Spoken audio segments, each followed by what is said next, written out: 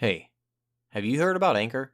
You probably haven't heard about Anchor yet, so let me tell you about it. Anchor is the easiest way to make a podcast. You probably hear other people talk about how they make podcasts. If they say it's easy, they're crazy. All of their methods are really hard and complicated, but Anchor, super simple. First off, it's free.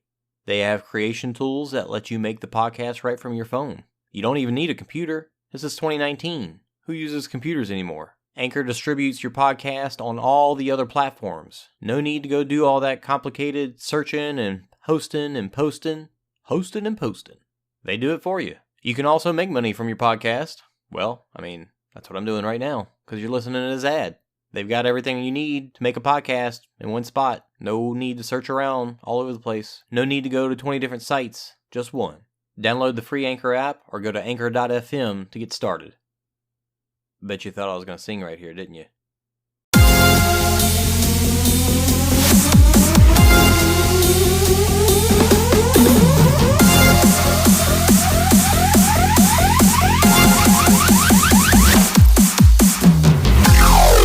Are you looking for the hottest news out of the obstacle racing scene?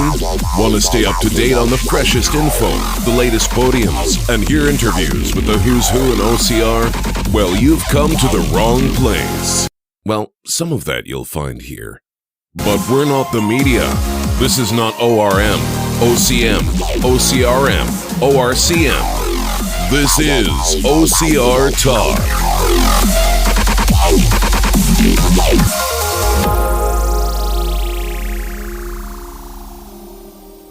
Heyo, this is Jason Dupree. And I am Anna Landry. And we have yet to figure out our intro for this show, but this is OCR Talk. Thank you for listening. This is episode 18. 18. So our podcast is a legal adult. It could have a White Claw if it... No, that's 21. No, that's 21. You're thinking in European terms, I guess. Yeah, you're thinking legal for other things. All right. Good night, everybody. That was a good show. That was it. So, how do we transition now to the first topic? I don't know. So anyway.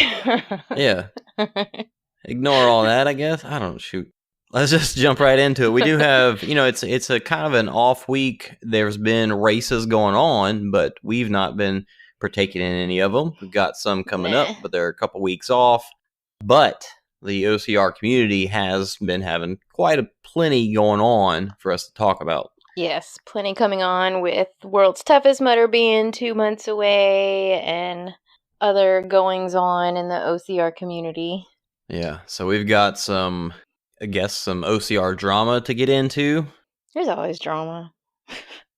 Yeah. Not as bad as other sports, but I think the little bit of drama that we have keeps things interesting, keeps it spicy. Oh, yeah, for sure. Keeps things interesting. But first, I have something to throw at you first. Since you're the one always asking me questions at the beginning of episodes. Yep. I went to my chiropractor earlier this week, and he asked me a question that I've gotten on a number of different occasions from different people. Whenever we were talking about all these endurance events that I like to do and like all my training and everything, he asked me, what drives you? And I'm like, huh. Is your chiropractor named Miles Keller? Because that's one of his go-to questions for sure. Really? Because I've gotten that question.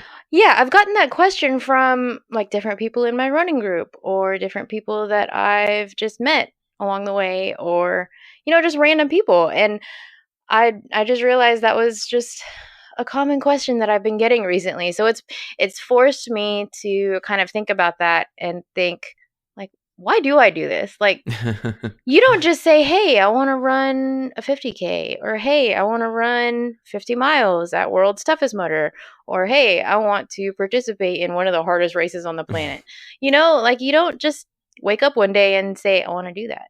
Now, some people do. There are some people out there that are like, I just need something crazy in my life and I'm going to go after this. And they do it. Well, I think that exists a little bit in all of us as endurance people.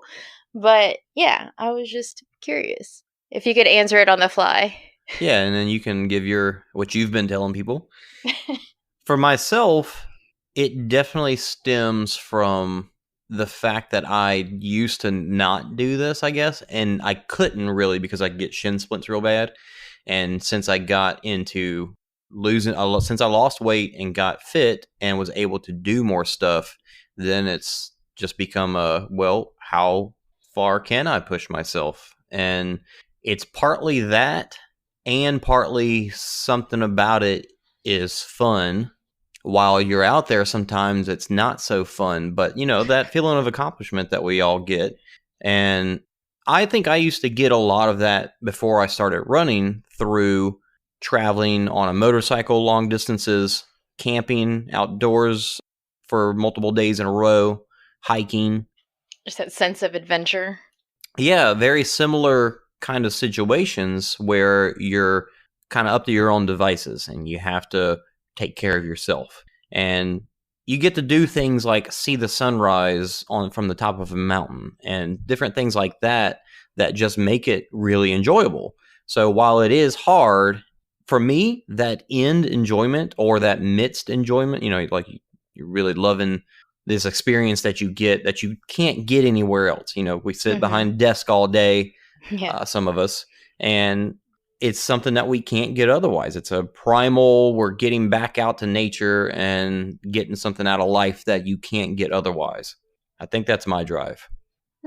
Yeah, so like that sense of adventure, that sense of accomplishment that, hey, I survived this big feat. Yeah.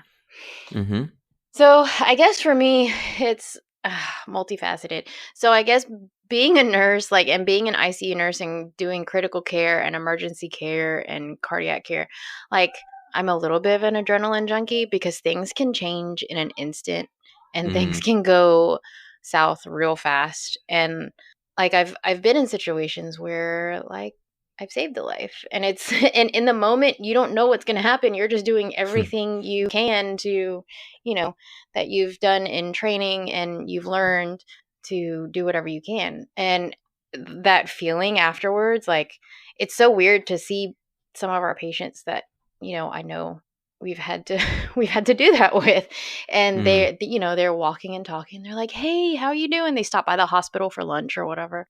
And so, yeah, I think for me, it's a little bit of an adrenaline junkie kind of thing. There's a new podcast that I've been listening to by Ben Bergeron. He coaches CrossFit athletes. It's called Chasing Excellence, and it's a really good one to check out because it deals with not only the sport aspect, but the mental aspect of just of sports and, training. So he said it best, and I guess he put my definition into words better than I ever could. But he was talking about measuring success minute by minute, not by the end result. So if you're training and training and training and you measure success by, I'm going to go undefeated in a season.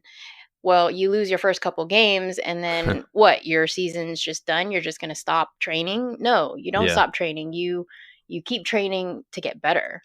So yeah, I think that probably put it the best way that I possibly could have, because whenever I first started running, I signed up for a 10K because I had never run that long before in my life. And I was like, 6 miles, holy cow. So that I used that as my goal to start training for a 10K. And one day at this date, I was going to run that race and I was going to complete a 10K. And that was going to be my goal. I wasn't going for time. It was just completion, So, and then after that, it was, well, let's see how far I can run. Or let's see how much stuff I can put in the way of this 6 miles and complete along the way. And yeah, and I think that's kind of where it all started for me. And what drives me is I'm always trying to push my limits and find my limits and train and make myself uncomfortable. It's like how I tell my kids, you have to get comfortable with being uncomfortable. Yeah. Because life's just not going to be comfortable. Right. And all that stuff that I talked about doing, that's part of it. You just accept that, you're on a motorcycle for 10 hours, your booty's going to hurt. You're sleeping on the ground day after day. It's not going to be cushy like a bed. Right. That's just part of it. Yeah. You just kind of have to suck it up and accept it for what it is. And it's in those moments where you're kind of forced to make the best out of the situation. Like, yeah, I'm sleeping on an air mattress in the middle of nowhere in nothing but a tent. But holy cow, look at the view outside my tent. Like those kind of situations. And you have random things happen, like dog wake you up in the middle of the night and you have to get up and it's cold and you can't start a fire because it's been raining. And the next morning you see the dog and he's friendly and he comes up to you. And it's just, stuff that would never, ever happen if you just sat on your couch all day. It sounds oddly specific.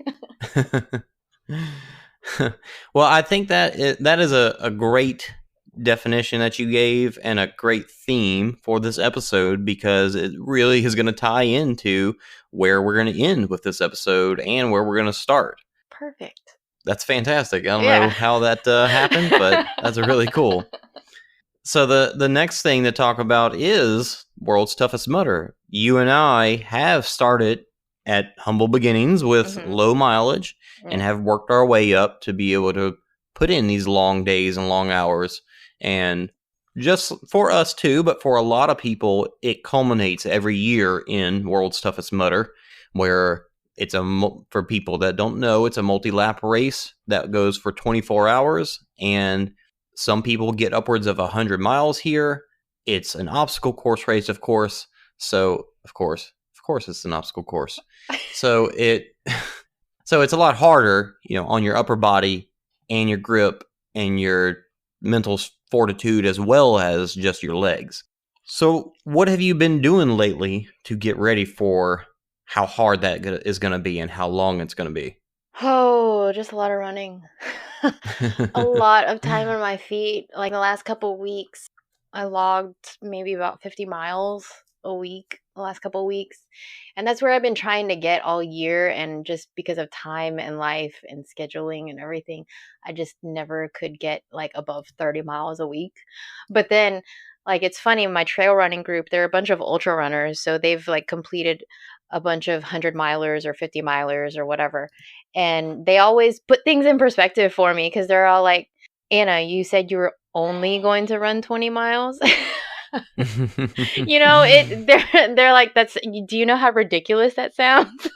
And I'm like, yeah, so I guess like whatever time I can get, I'm grateful for. But yeah, time on my feet. And I've been working a lot on like my mental game, just because things have just been really overwhelming for me this year, like oddly overwhelming, more so than usual. And I've just been having to deal with that and having to cope with that. I'm trying to keep telling myself, just put everything in perspective. This is happening for a reason. You're not handed anything you can't overcome. So just find a way to overcome it. Just find a way to get through it. Whether it's, through the support of other people or whether it's just toughing through it. Just gritting your teeth through it and getting through it. It's eerie that you say that after us talking last episode about how do you handle your struggles versus how do you put it into perspective that it is not as bad as it could be or as bad as somebody else has it. Exactly. Everybody has something that they struggle with every day, and we all have our internal battles that we fight every day. And it's just every day is progress. That's how I'm trying to view it. I'm just trying to take things day by day. Like, my problem is that I'm always trying to plan for the future and plan like, what if this happens? What if this happens? What if X, Y, and Z happens? Do I have a plan in place if this happens? So I'm trying not to get so caught up in, contingency plans. And I'm just trying to take things as they come, appreciate things for the moment that I'm in, just trying to adapt at whatever comes my way as I encounter it. Yeah. Everything's unpredictable. You can't predict anything that's going to happen to you from moment to moment. I am all for having plans, but as you're saying, you can't live by those plans, those contingency plans. For example, when I'm riding a motorcycle or in my house in a crazy thought pops in my head, like, what if I fall? What if somebody breaks in? Instead of letting it scare me, I think, okay, what would I do? What would I do? And what would be the best thing for me to do to handle the situation? If I fall, do I try to catch myself? Do I lay a certain way so that I slide down the road right? If somebody breaks in, where do I head to get something to stop them? Like having those things ready in mind, but not really expecting that to happen. Like that's a fear, and you have to. It's healthy to be ready for it, but if you let it control you and weigh you down, then that's no good. Exactly. Yeah. It's funny you say that because there's this doctor that I work with that is so superstitious. And you say just the wrong thing and he's like, well, now that's just going to happen because you said it and blah, blah, blah. And I'm like, look, we're doctors and nurses. Like, we're prepared to handle these situations if they happen. Like, don't freak out. But he's just, always so superstitious. But yeah, it's kind of the same thing. Whenever I used to work 12-hour shifts, like anything could happen in that 12-hour shifts. It never failed. Like the unexpected would happen sometimes and it would just totally take you by surprise. But it's almost like you just go back to your training. You know what to do. You know what you're going to do if that situation arises. So it's okay. It's okay. You just need to take a breath and it's going to be okay. That's awesome. My training has consisted of same thing, during the week, getting runs in when I can, and usually during the week they're no more than 3 to 5 miles at the most, and doing the long run on the weekend. Now I have learned that it's better if you can get longer mileage all week rather than saving it up for the weekend. Yeah. But that's where I am. I don't have that opportunity unless I take time away from my family. Yeah. So my weekends usually consist of one good long run, and I'm slowly building that. So like once I got to 10 miles or so, then I just increase it by like a mile a week or something like that. They say do like 10%. So if you're at 10 miles, then a mile a week is about there. Now I also, whenever I do a race, usually try to incorporate as many laps as I can, or at least a couple. Like Conquer the Gauntlet, I did 4 laps there. At Savage coming up, I know I'll do at least 2 and then run the next day too. Also, I have planned as many longer races throughout the year to help build up for it as well. Like the Ultra Beast in Glen Rose will be 2 weeks before World's Toughest. Yeah. So that's a good measurement of how am I doing. Right. And then from that point on, I can taper to be ready for World's Toughest. Yeah, that's something different I've had to do this year too, is pick and choose what races are better for me to do. Because if World's Toughest Mudder is my end game, then what am I scheduling throughout the year in order to prepare for that? Yeah, when you see pros talk about A races and B races, and when you get into this kind of situation where you're going for a goal, it really puts it in perspective and you realize why they do that. Right. Because are you setting yourself up for failure, for success, or for failure with the way you treat the rest of your year?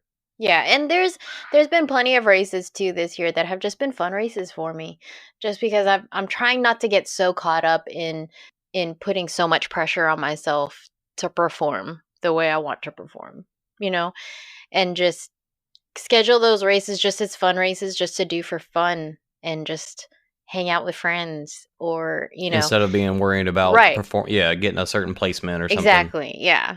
So yeah, you definitely have to throw those in there too. Yeah. Just for your mental sanity. Yeah, right. So what is, I believe we've talked about this before, but it's been a while if we have. What is your goal for World's Toughest? My goal for World's Toughest is 50 miles, which being my first time at World's Toughest, No, that's awesome. Well, I've like every time I tell somebody that, they look at me and they just pause before they say anything else. And they're like, okay. Just because I guess, just fathoming running 50 miles is just, to me, in my mind, it's becoming a little bit more attainable in my mind just because of the amount of time that I'm running and, everything like that. So it's becoming a little bit more attainable in my mind. But also, I'm trying to tell myself, well, let's go out there and let's shoot for 75. Because if we shoot for 75 and we get 50, I'll be okay. I'll be okay with 50 miles. So you train for, you hear a lot of athletes talk about how they train for this many miles, but they're really their goal is, less than that, because you want to train for more than what you want to train for. Yeah, give yourself a cushion, kinda. Right. So you want to train for more miles than you're actually shooting for. I mean, if I can get to 75, hot damn, that would be awesome. Yeah, seeing you at endurance events, I have no doubt that you can get 50 miles as long as you keep yourself moving. Yeah. People talk about it like, if I walk the whole way, how far can I right. get? And some people say that there are people that have walked and gotten 50 miles. Yeah, power walked the whole time. Yeah, you just got to have a good solid pace right. and keep it up the whole time. And you just have to, keep moving, keep fueling, and keep hydrated. And yeah, I think that's my thing is I just need to keep moving and keep going, not stop for too long. Yeah. I can't remember exactly what you said happened at Toughest, but I feel like you did pretty good there. And that's kind of what you need to take into World's Toughest. And my first World's Toughest, the only one I've done so far in 2016, I had probably about 20-minute to 30-minute pits. And in the middle of the night, I probably took about a half-hour nap. Mm-hmm. I fell asleep, but let myself get cold so it'd wake me back up. And that was still enough, even with the latter half of the race, walking most of it, I was still able to get 50 miles. So, like I said, if you can keep yourself going and keep your pit times small, you can definitely achieve it for sure. Yeah, I think I've gotten my pit strategies down to where I'm comfortable because I work out like that. I train like that to where, I'm going to work out for this amount of time and I'm going to take a break at X amount of hours or X amount of minutes and grab a pit bag because I have everything laid out in lap bags. Nice. So grab a pit bag and just keep on going and keep on trucking. So that's just how I've been training. So I'm comfortable with that and hopefully. That's awesome. And I think I need to get myself a second, I don't know what you call those little spy waistbands that you... Yeah, it's one of those things so that whenever I come in, my crew that I'll actually have this time, whereas I didn't have a crew the first time, will be able to fill it up for me so I can just grab one for the next lap whenever I come in. Yeah, so what I did for battle, I think I started doing it last year at one of maybe it was Mandeville that I started doing it, that I started creating lap bags because I heard about how Ryan and Lindsay have these lap bags they just grab and go. And they spend maybe max 30 seconds in the pit, which is insane. But yeah, so I started creating these lap bags. In each one, I would say, okay, I have this many miles per lap. What do I need to make it through that lap? So I would put maybe a couple gels or maybe a waffle in there or something like that. I would just put it into little separate bags and before the race, lay out however many bags. If I wanted to do 5 laps, I'd have maybe 6 to 8 lap bags just in case. Stuff just laid out in my gear bag just so I could just grab and go. So yeah, I highly recommend a spy belt because that's been one of my best investments and it's super cheap to have one and to run with. But you run with those Highleat shorts, so they have those pockets on the sides. Those pockets are awesome. Yeah. With the zippers on them. Yeah. I do love those. Girls don't have options like that, except for the Human Octane shorts. The Human Octane shorts are clutch. I love those things. Well, don't a lot of, maybe, yeah, even some of the tights will have the pouch in the back with a zipper on them that you can put stuff in. Yeah, because I remember I had planned to run in those at Endure the Gauntlet, and then I ended up falling asleep in them. Yeah, but yeah, my Human Octane tights have a zipper pouch in the back, and it's mesh, and it's stretchy enough to hold a bunch of stuff that I need to to hold. Yeah.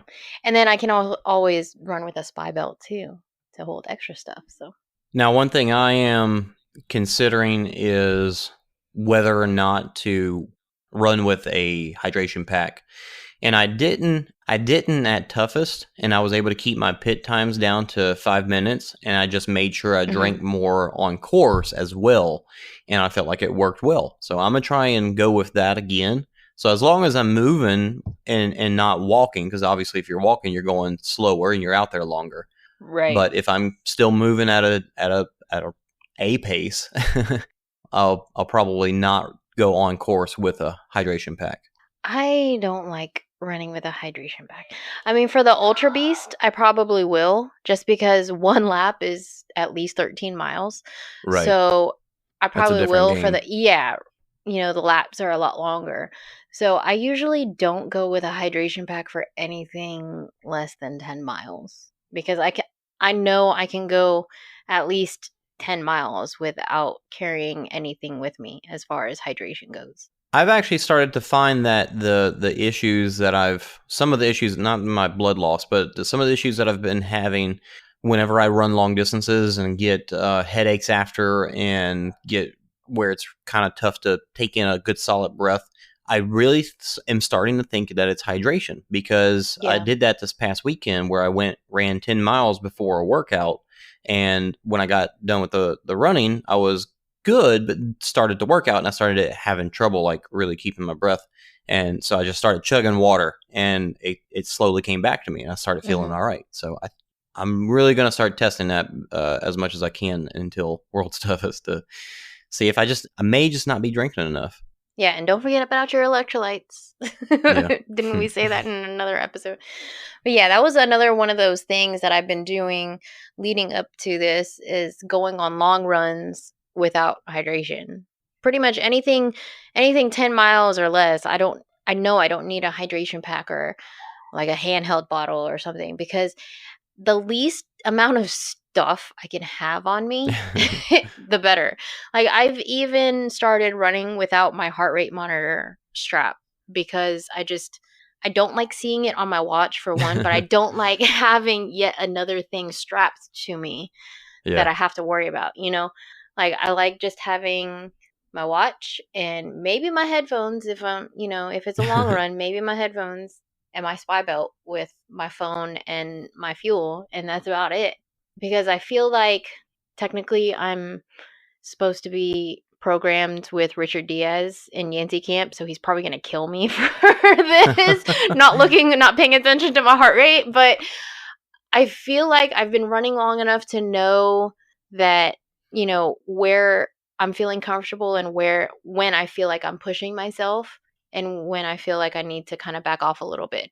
Because I don't know if you've had the same experience, but whenever I've been training with my heart rate strap or something that tells me my heart rate variability, I just get so caught up in it and it starts playing head games with me like, oh, my heart rate's this, maybe I should back off a little bit, but I don't feel like I need to back off a little bit. Like, so I just get so caught up in it that I just I felt like I was holding my training back and I felt like I knew my body better than my heart rate strap. So yeah, there's definitely something to be said about listening to your body, but there's also something to be said about the science behind your heart rate and the numbers. Right. But which one works for you, Exactly. If you're going to take all those numbers and analyze them and find the answer behind all that data, then great. But if you're not, maybe it's not worth it. I don't know. Again, my background is cardiac nursing, so I'm a geek about these things. So it's like, well, I mean, it's only measuring one lead, so how does it really know my heart rate is this much?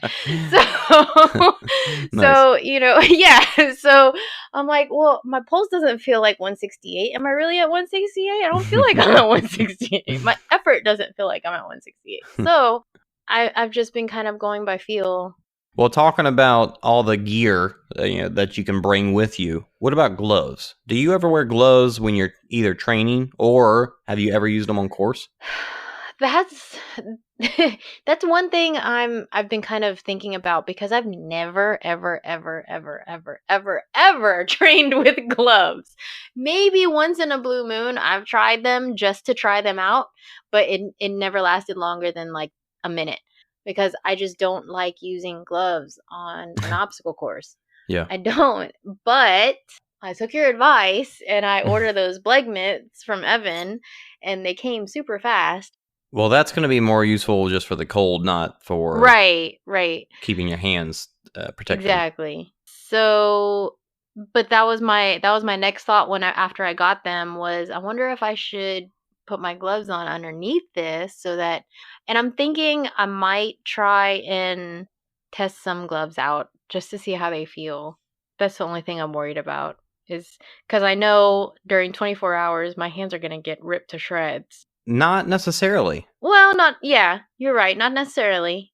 Particularly in a race like this, because when you say you do Funky Monkey and you fail, you're not going to get out of the water and go try it again. You're more than likely you're just going to go ahead and hit the penalty lap. Take the penalty loop. Mm-hmm. Yeah. And that in itself is going to keep you from tearing your hands up because you're not going to be trying things over and over. Right. And they don't have as many grip intensive obstacles as some other races. Right. Now, not saying it won't happen, but I think it's less likely. Like, I was able to go 24 hours without ripping my hands. Yeah. It's possible. Just because I just don't like gloves during an obstacle course. Just... Sure, there's no better grip than your hands. And the reason I ask is because it's kind of come up in a couple of different discussions. My thought has always been wear gloves when I'm at the gym because a lot of times the bars on weights are knurled and they will eat up your hands.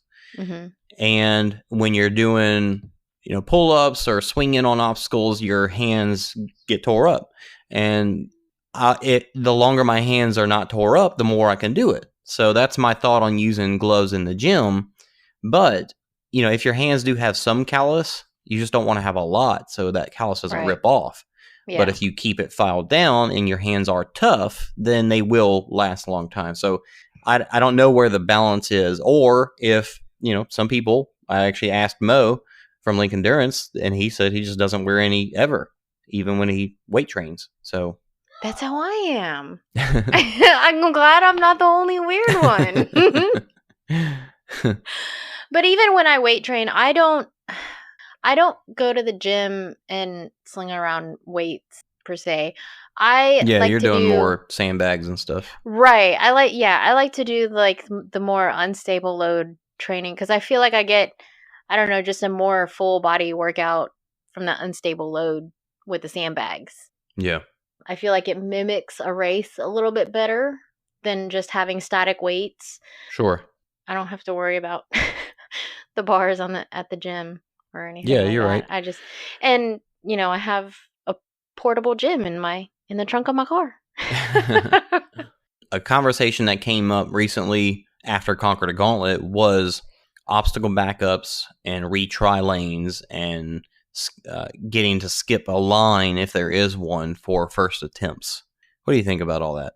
Getting to skip a line for first attempts. Well, it's a tricky topic because it depends on the race to me. Yeah, because I'm thinking in terms of Conquer the Gauntlet, which, if you fail an obstacle, fine, but then you have to move to the back of the line. But there can be like 15 people that came all of a sudden between that time. Their rules do say that you move to the left lanes as a retry lane, but that doesn't really happen. And if you don't have somebody there enforcing that, then how can you expect everybody to follow it? Yeah, and that's not really a well-known rule. Yeah. Yeah, because I don't think I've ever heard that before today. Yeah, it's in there somewhere. I know I've seen it. Yeah, but now that you mention it, I know it's in there somewhere. But yeah, if you don't have anybody enforcing that and it's not common knowledge, then it kind of goes back to our team race whenever they only had the one slingshot for us all to try. Like, do we just try until we hit it, or do we try, however many times and then too bad, so sad. And the rule they came up with worked for, they came up with it at the last second, but it worked. We kind of all agreed on it, that was the most fair thing to do during the race. So, well, I think that races like Obstacle Course Racing World Championships, OCR World Championships, they have retry lanes that are actually marked. And they try to do a better job with volunteers and whatnot, too. So that's not a bad idea. A retry lane does work. Like, we've seen it work at these races, at these big, large format races. So we know it works, but when it comes to a smaller race, Conquer the Gauntlet's kind of right in that middle ground where you can have a big crowd and really competitive people, but they just don't have, I guess, the numbers and volunteers or staff to really handle that the best way, I guess. Yeah, I think this is where I think penalty loops are kind of helpful. They do alleviate some of that, yeah. Right. Because, really, for example, the Tarzan rig at Conquer the Gauntlet, if you can get through it, it's going to take you maybe 30 seconds to a minute to get through it. The penalty loop, I think, for it to be considered a good penalty loop, has to be comparable to that obstacle. So if it's going to take you roughly a minute to get through an obstacle, if you can get through it, if you can't get through it, then the penalty loop has to be equitable to the time you would have spent on that obstacle. Or if not more. Right. If not more. 3-5 minutes. Right. So, like, for example, our penalty loops at Toughest South, they were kind of easy. They could have been a little longer. Yeah. Now, some of them were good. Like the sandbag carry at Everest was good. Right. Just the Tip was the one that everybody not complained about because we were glad that it was short. But everybody mentioned when they talked about how short the penalty loops were. Yeah. You had to take an extra lap or whatever, but it pretty much came right back out onto the course. It was not bad at all. It was not bad at all. It was maybe like 200 meters. Like, it really wasn't bad.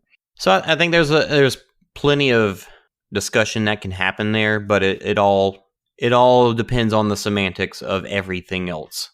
Is my thought. Yeah, for sure. That's why I think penalty loops, or even what is that race series in Europe? Toughest? That has the different lanes. Yeah, they'll have a regular lane and then an elite lane. And the elite lane, if you pass it, you actually bypass a second obstacle right after, like a low crawl or a wall or something. And if you fail it, you've only got one shot to try it. So if you fail it, you got to go do the penalty loop. On the regular side, I believe you can try it multiple times, and if you can't get it, you can still do the penalty loop. Or maybe just a barbed wire crawl, because those take forever anyways. Yeah, barbed wire crawl up and down a hill, back and forth. Yeah, exactly. Yeah, that would be fantastic. Yeah. At the Force 5 rig. Right. That's a good one. Those always take forever. There's no running through that. Mud Run Guide has a lot of people that do articles for it. And like Evan Preparis does some. You'll see multiple different people that contribute to that. And recently, Mike Crimmins wrote an article on Mud Run Guide about OCR podcast. So amongst the likes of Obstacle Dominator, Obstacle Racing Media, Link Endurance, World's Toughest Podcast, I Am a Spartan, we got mentioned as well as a new podcast this year, which, we started in February or so? Something like that, I think. We got a shout out with the list of the rest of the OCR podcast, which made me feel pretty legit. It was pretty awesome. Really appreciated that. And I like the what he said about us too. He said OCR Talk is a new podcast this year and one that quickly become a must listen for me. Instead of focusing on news and interviews, Jason and Anna talk about all aspects of OCR in an easy to listen format. I feel like I need some easy listening music behind me. They're based out of Texas and Louisiana, so I love that they talk about many of the same races I'm running. So that must mean that he's from around here. So Mike Crimmins, where are you based? However, they also discuss topics that have a national interest. And that's true. All that is true, and thanks, Mike. I'm proud of it. That's awesome. And Mud Run Guide is like one of the go-tos for everything OCR happening. In his about the author, it says he enjoys craft beer in New Orleans restaurants. So I take it he's from that area. I wonder if Mike has drank with Mark. I'll have to reach out to him and see if we can find out. For sure. But yeah, that was awesome. And I think everybody out there that got mentioned, maybe except for Obstacle Dominator, has been very thankful. Like everybody's been making posts saying, hey, thanks for the shout out. And all yeah. Obstacle Dominator. Benny and Hunter are too busy like running in forests and falling off trees and lifting heavy stuff. Benny running down running down a tree. Was he in a redwood forest? I mean, that was a pretty big tree he was on. He was running on a tree. And then he tried to dodge a spider and fell off. Exactly.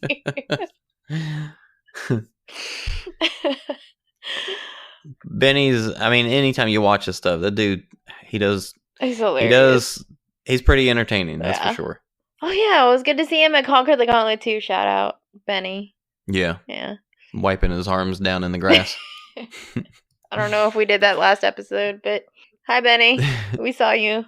Yeah, we talked about how, I don't know if he listens to us. I don't know if he heard us talk about how his feet were hitting the water because he's so tall. Oh, yeah. Speaking of Hunter, Hunter loves ripping on people, and he likes calling out Robert Killian. I don't know why. Is just where did that whole beef get started? Yeah, I just want to know. Did it get started at a Tahoe Spartan World Championship or something? I don't know where it happened. I don't know if there's any beef coming from Robert's side, so I don't know if it's just Hunter being Hunter or if there's something else behind it. Robert's kind of taken the whole, I'm just going to keep quiet. So Hunter couldn't help but point out that Robert Killian picked up a sandbag at one of these last Spartan races, and it looked pretty light. Like he picked it up, and there was sand pouring out of it, and Ryan Woods came right behind him and picked up a obviously heftier bag. Correct. And so Hunter, I feel like I got to watch the video, but I couldn't turn on the sound wherever I was, so I didn't hear what Hunter said about it. Did you catch? Did he? I didn't hear say that he grabbed the girl's bag or something. Yeah, I read the caption on the Instagram and said, obviously it's a girl's bag, it's a women's sandbag or something, or obviously it's leaking. So, yeah, basically he called out Robert Killian's integrity, which love Hunter and all, but really, you're gonna call out the guy on his integrity? I don't buy that. You know, people are going to look at Hunter and be like, how dare you kind of thing. Yeah. But to me, as a racer, I think I would have done the same thing if I would have seen the footage afterwards. Yeah.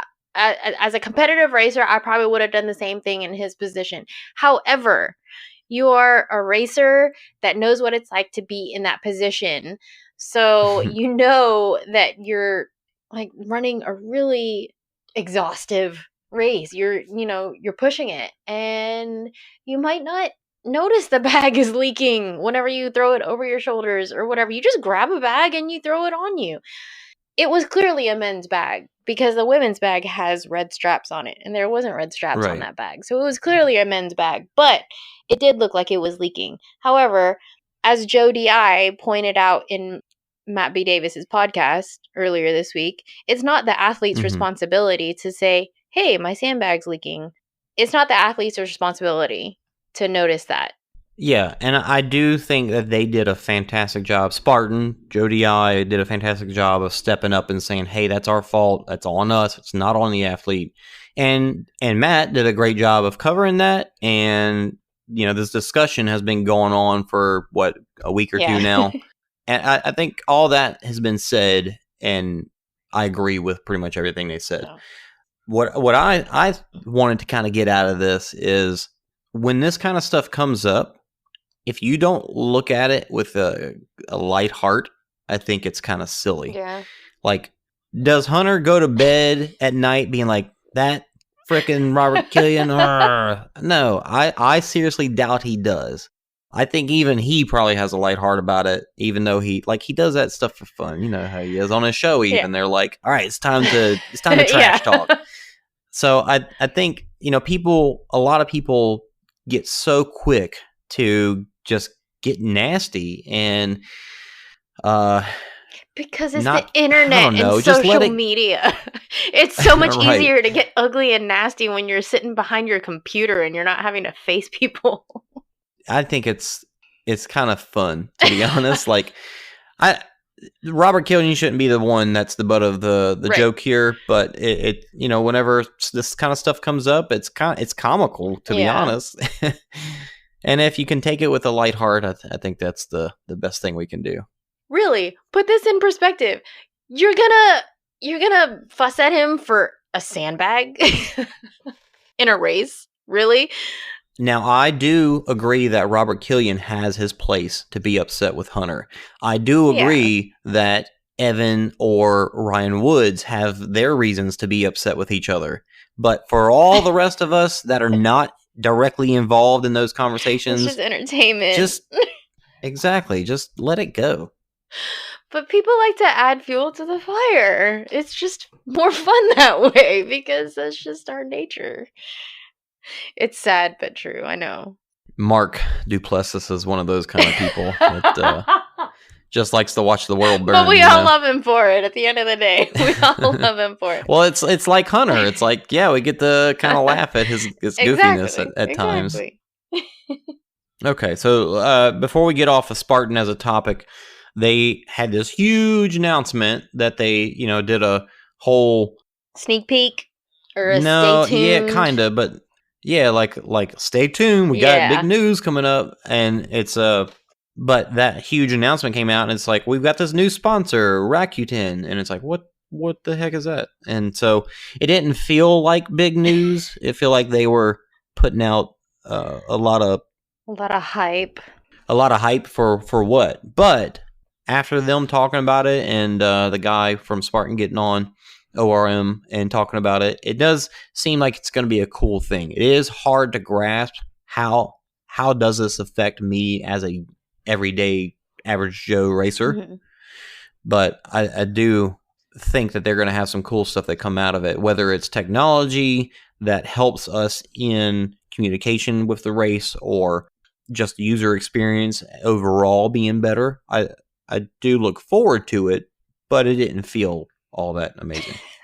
If I was a business pro and I knew these big, giant, massive companies, I'm sure it would have been like, oh, that's amazing. Exactly. That's awesome. Like, they built up to it like they were going to tell us that they got sponsored by Nike or something. Oh, God forbid. God forbid right now they get sponsored by Nike. But something similar to that. All right. Let's bring this back full circle, unless you got anything before we do that. Nope, I got nothing. Okay. Full circle. Warrior Dash just announced today, like, perfect day for recording an episode because this just came out today.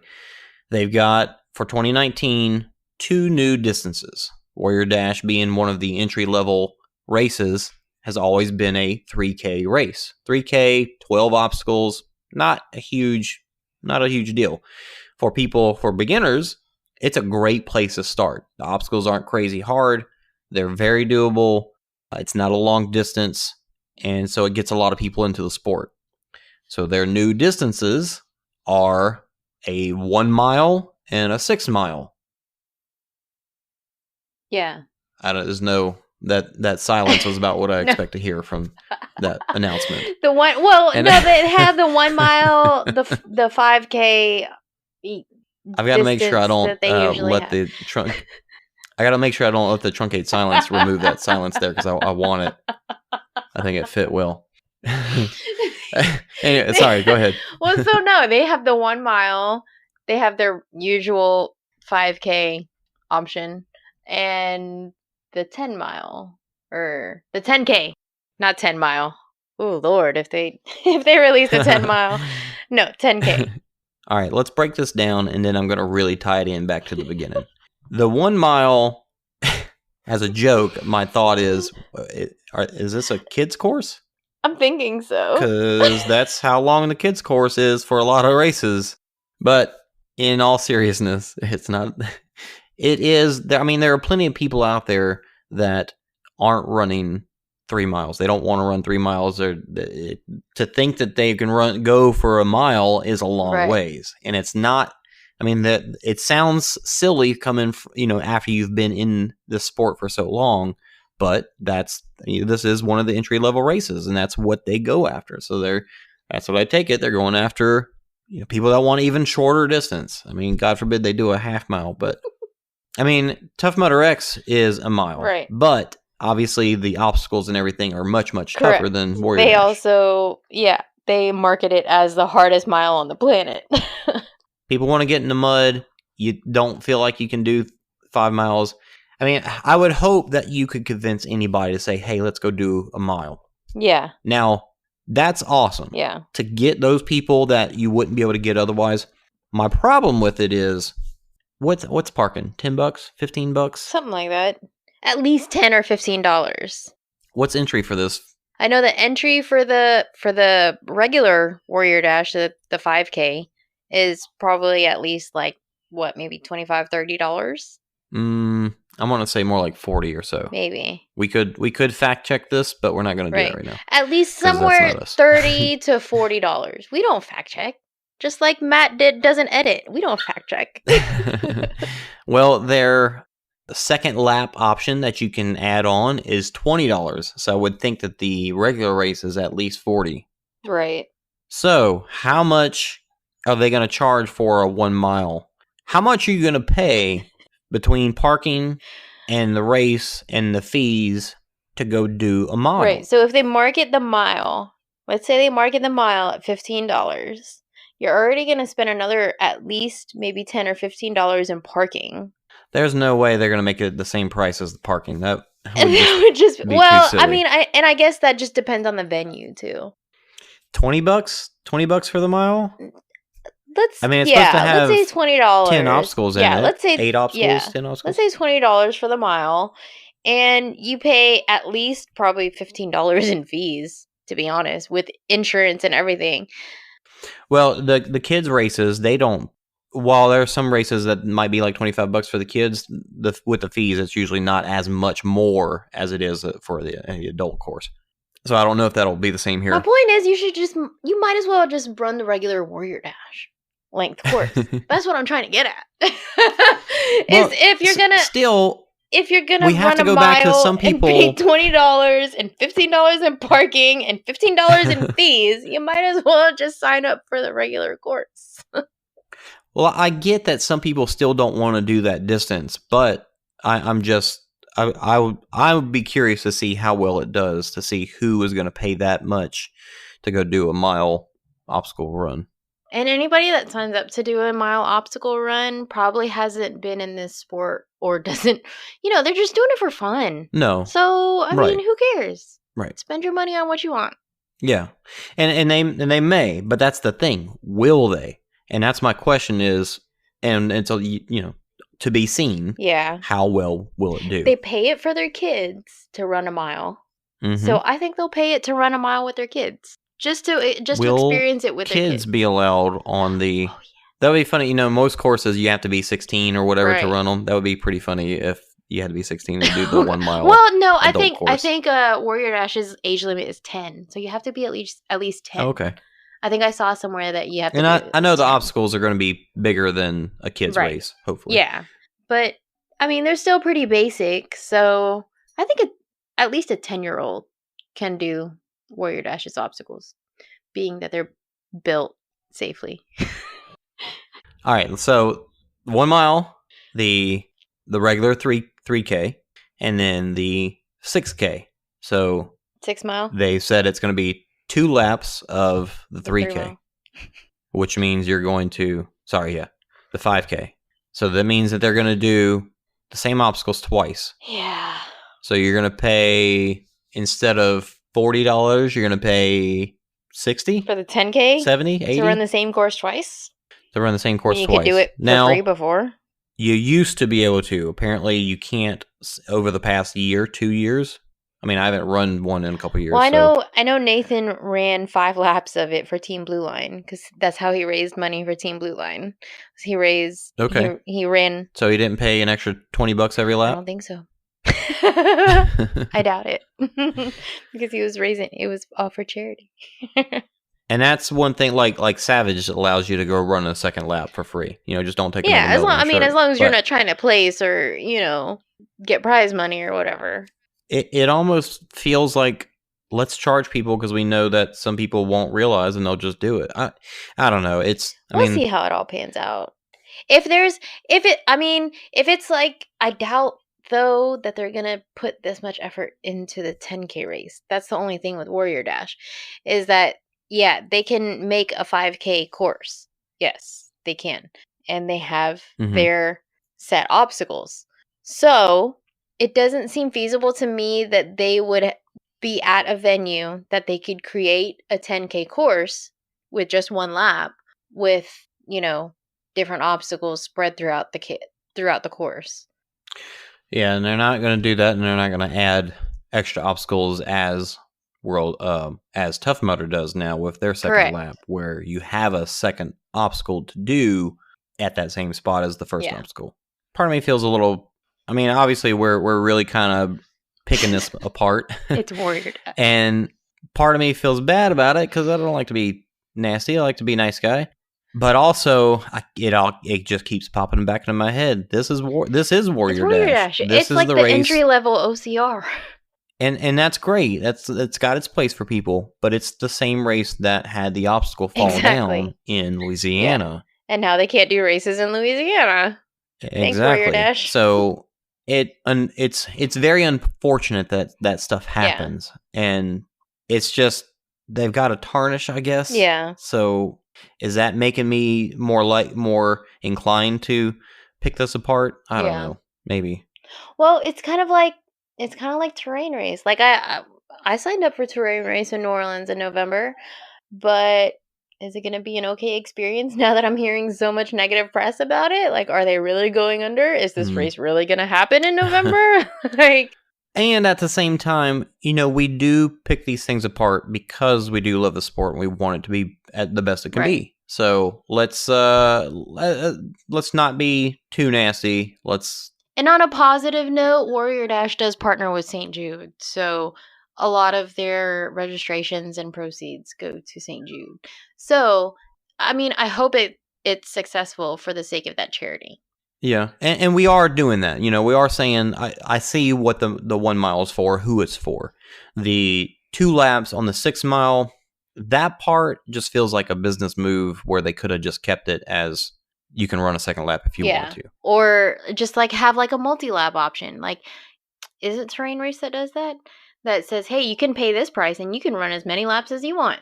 Yeah, but that feels like the same thing as just a cash grab. Just let me, I paid to be out here, just let me keep going all day.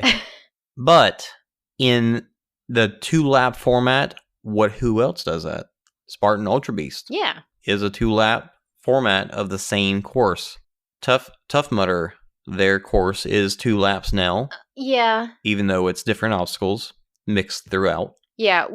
I will say this about the Spartan Ultra Beast, is they treat it as a regular ultra run. They treat it as a regular ultra marathon, is you have time cutoffs. If you don't meet the time cutoffs, then you DNF.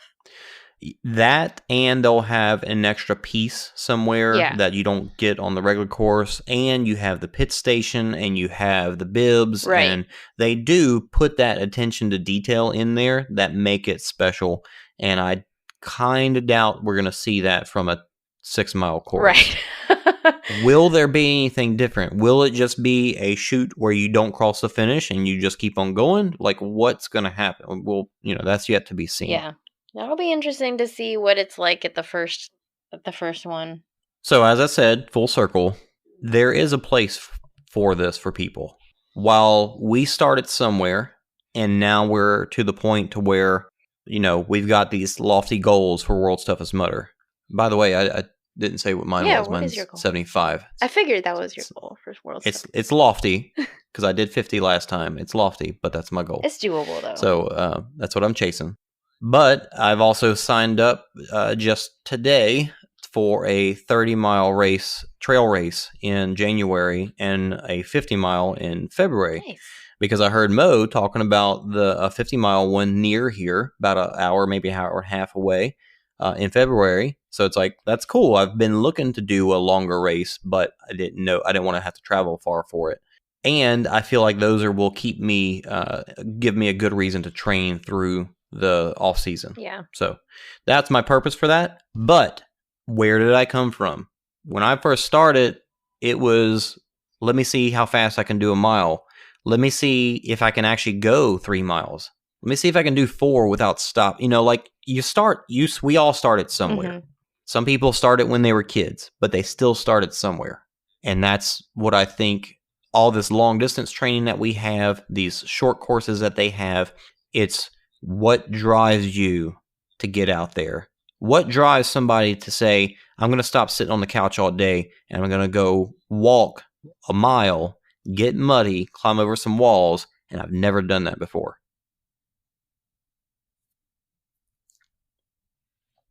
So there's my full circle. That's a perfect thought. I was listening to another one of the Ultra Red Team ambassadors, Gary Stotler, who just finished the Leadville 100. He was asked what running meant to him, and he said it took 166-something thousand steps for him to finish the Leadville 100. But the most important step was that first one that he decided to take whenever he was 300 plus pounds, and he decided he needed to change his life. And he needed to get fit in order to, be there for his kids and have the energy to be there for his kids and his family. So that was the most important step for him. And that was awesome. Yeah. And just how running in general, or just, fitness in general, it's almost like a spiritual journey that you take within yourself. You have to find that internal motivation to keep yourself going and to get yourself started, first of all. We sit here and we joke about Warrior Dash. I got started at Warrior Dash. That was my first OCR way back in the day. I still have the medal for it hanging on my wall with all my other medals because it's not silly to me. It's there. That's how I got started. It was insanely fun, and I wanted to do it over and over and over again. And then after that, I decided I wanted to start running, and I wanted to sign up for a 10K to see if I could finish a 10K. And then after that, I wanted to start doing obstacle races competitively. So it all leads to something. Mm-hmm. And I think it just all starts with that decision to just take that first step. That's it right there. You summed it up. You brought it back. Full circle. It's good stuff. I think I got chills when you said the first part about the first step of him being 300 pounds. Yeah, and it's amazing. He has a Facebook page, Gary Stotler. He has a Facebook page from 400 to 26.2. It's awesome. You should check it out. Just say. Cool. Very inspirational. If you ever want to get pumped up about just running, go watch. I know I've said this before. Go watch some of those little short documentaries on people doing 100-milers. Oh, yeah. Man. It's like watching Rocky makes you want to go out and train. Yeah. You watch those and it makes you want to go run. And there's a really amazing. Good podcast episode. I'm going to mention another podcast. It's an ultra running podcast. It's the Rich Roll podcast. And he interviewed Rich Roll. ROL. ROLL. And he interviews this guy, and I cannot remember his name, but it's a 2-hour long podcast episode, so it's perfect for a long run. So you listen to it, and they just talk about what I just talked about, how running is like a spiritual journey. Like we inherently in our DNA, we have running in our DNA. So it's like, we have to run from threats and predators and things like that. So it's like it's in our DNA. So it's like finding ourselves in running and how it's like this spiritual journey. And I only listened to snippets of it, so I haven't listened to the whole thing, so I can't speak to it personally, but I'm looking forward to listening to it on my next long runs. If you can find a link for it, we'll make a post about it. Cool. Well, coming up, I know we've got Savage Race in a couple weeks here. You're going to be out for that in Savage Race Dallas. for Savage Race, we decided we're going to try and come back to Louisiana for that Breaking 2 Electric Boogaloo thing that I thought Daniel was trying to convince you to stay for... He was. And he almost did it.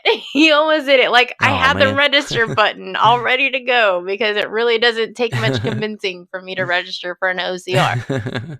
It kind of goes back to what we were just talking about. Like, we were talking about like doing the same obstacles on a shorter course and, having that long drive back to Louisiana. And they're doing the Breaking 2 run here in Lafayette in the afternoon. So we're thinking if we can get back for that. So far, by the way, we have 30 people signed up for this. So 30 people running 200 meters at a time. I haven't crunched the numbers because that's not my thing. But we do have a guy in our trail running group that is his thing. So he's like, if we have 30 people running 200 meters at a time at this pace, then each of us will have this long to rest in between. So the more people we can get involved in it, the better. And so far, we're on pace to at least beat the women's relay record, which I think is like 2 hours and 17 minutes. So hopefully... Oh, wow. I don't know. We'll see. That's cool. Well, that'll be fun to go back to, and sounds like it'll be kind of a party, just hanging out till it's your turn, kind of thing. Yeah, it's gonna be fun just hanging out. Right on. Well, I'll see you in a couple weeks, and we won't do another episode till after Savage Race, and we can talk about Savage Race, and then you can tell us about how that went. That sounds like a plan. Awesome. Anything else before we go? I think we got deep. We got fun and playful. I think we hit all the notes. I'm entitling this episode, What Is Your Drive? Awesome. I like it. All right. Thanks for listening. Check us out on Facebook, Instagram, all that stuff. And don't forget to follow Listen and Talk. And Anna, see you soon. Salud.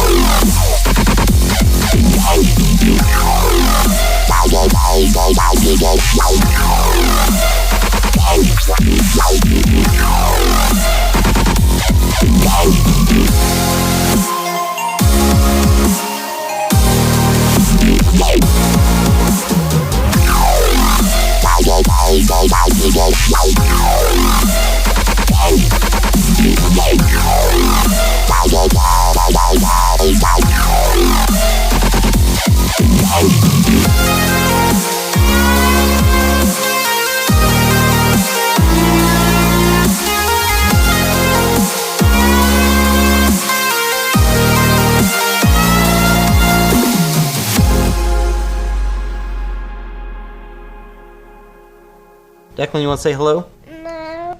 Bye.